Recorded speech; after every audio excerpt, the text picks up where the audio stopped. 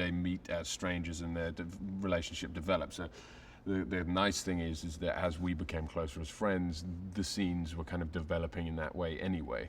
So there was, you could feed off that. The beginning scenes where you don't know each other, you can use that, and then the later scenes where you have a kind of an ease in each other's company and in each other's kind of body language, you can use that as well. So, but it's also kind of nice to see what comes in the moment and play chemistry between people. But you don't always know when you get on set. Sometimes you may have to be in a relationship with a person, or you may have to be best friends with a person, and you may not have natural chemistry. But luckily, we're friends and we have that kind of natural chemistry, so it's easy.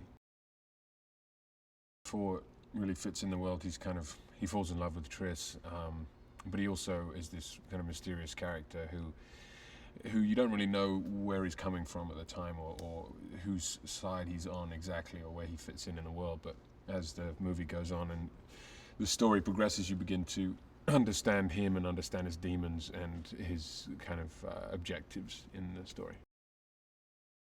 I wanted him to be stronger and faster, really, than everyone else, and feel that way, not just when we're shooting the movies, not when we're shooting the scenes. Not to say that the other guys aren't, that I'm some kind of legend, like ninja legend, but no, I wanted to be in a place where I was physically seemed older and mature, and as if had been through training, because he needs to feel superior, because he's kind of an officer above these kids who are coming in, and although they're similar in age, he's teaching them, so he has to have that sense of authority. So I mean, I had to, I wanted to reach a certain physical state, but also I kind of did my own stuff with my own background in a little bit of boxing, and wanted to kind of incorporate that style of movement into the way he moves as well, so it felt as natural and real as possible.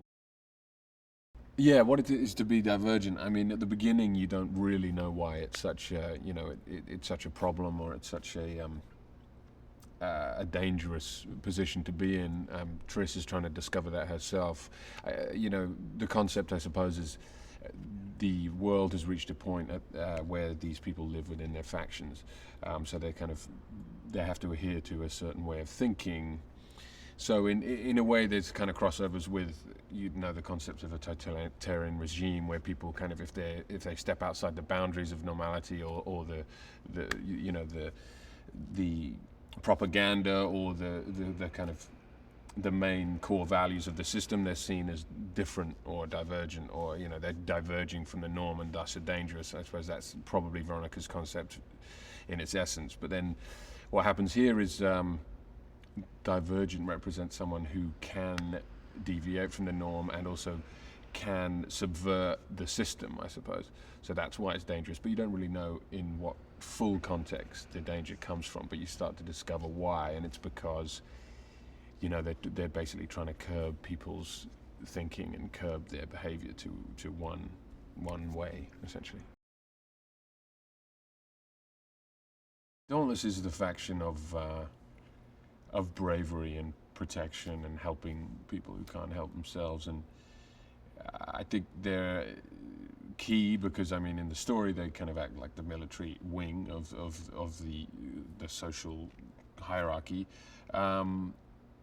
but then really what they represent is kind of conquering fear above all else and acting in the face of things that are difficult. And also, honor is a big part of the kind of Dauntless concept, honor and strength. So, but at the same time, it's a flawed concept, which you find out. I mean, that's part of it, because obviously